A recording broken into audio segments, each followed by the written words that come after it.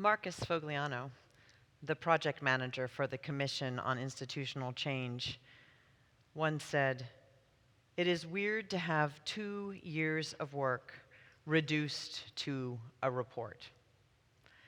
I think they are right, but for me, the weird moment came after we gave our last panel presentation and I was sitting alone in the Borton Hall. And then I had a revelation. It was my Hamilton moment when I said, "Oh, but that's okay because I'm in the room where it happened."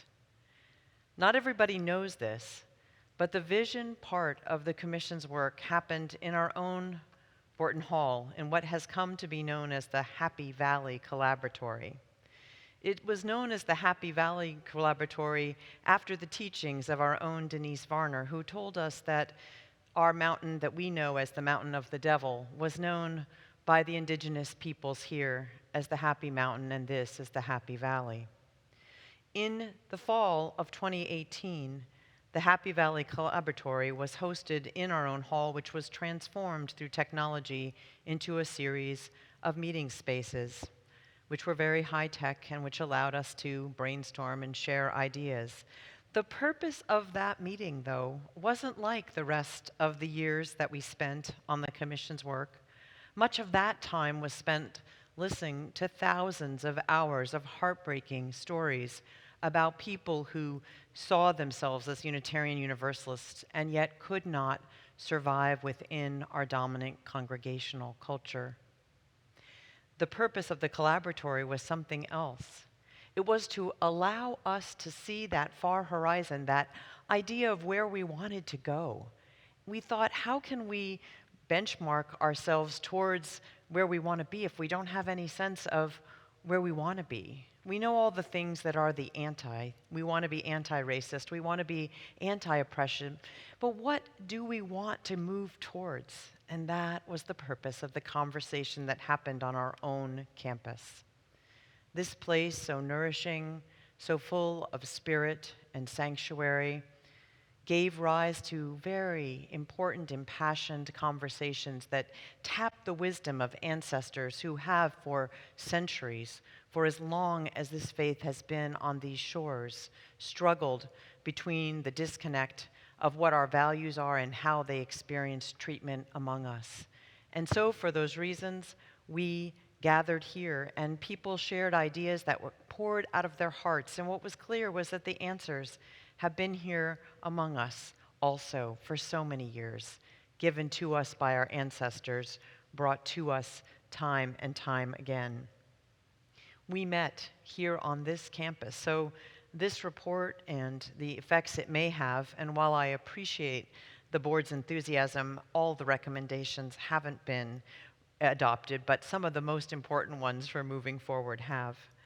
We met here with some of the best out-of-the-box thinkers and leaders, the majority of whom also understood the journey because they too had identities that weren't easily welcomed amongst us. In the hall were those who had lost hope in our faith time and time again, and yet had somehow found the courage and the stamina to step back in through the doors.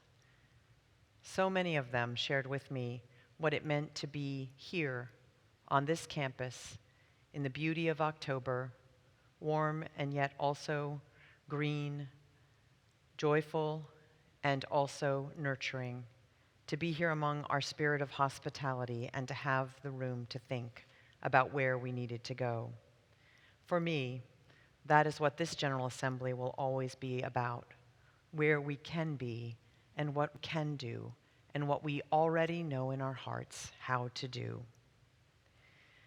This is what I think of, and I want to share with you a litany that I wrote in the way that things happen in this virtual world when we learned just a few days before our final video for the General Assembly presentation of our report was due that the spoken word artists who were supposed to do a piece for our report weren't able to come. And you will be glad to know that I did not attempt to do spoken word, but I did write this.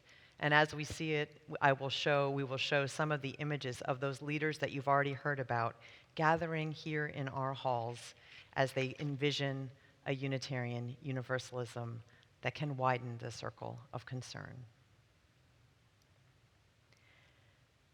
Too many times, we have marveled at our heritage, which values each life and yet not lived up to its mandate that we treat each life as sacred. Too many times we have taken our ideals out into the streets to be on the right side of history and failed to do the work within our own walls. Too many times we have wept when we heard the stories of harm done, felt indignation and resolve, and then not done the needed work to make true repair. Too many times we have proclaimed our interdependence, our oneness, without making the changes that would allow all to survive and thrive. Too few times have we looked at the damage done when those most in need of shelter come into our sanctuaries seeking solace, only to find a lack of hospitality and skill. Too few times have we asked those harmed how the healing they need can best be done, though they know. Too few times have we lived up to the expansive, inclusive, mutually enriching view of the world which is our true heritage, left to us by our ancestors. Too few times have we been willing to give up comfort to honor commitment and covenant with one another. Too few times have we recognized that this widening is essential to the survival of our beloved faith. How can we widen the circle of concern? We can look at the damage done when those most in need of shelter come in looking to recognize, have their gifts recognized, and to recognize especially the gifts that our Black and Indigenous kin, our cousins of color, offer, and to treat these gifts with high regard. We can widen the circle of concern to include our transgender siblings, those with disabilities, those with limited economic means, those who embrace our culture while still dwelling within their own. We can widen the circle of concern to let this be the last report that has to say what has been said so many times by so many generations. We can widen the circle of concern so that all those who are weary of spirit might rest by the mighty fountains of our faith and know themselves cherished and witnessed, renewed, and revived. We can widen the circle of concern so that the living teachings we inherit might stretch out to embrace all who would dwell within this expanding perimeter. Let us widen the circle of concern.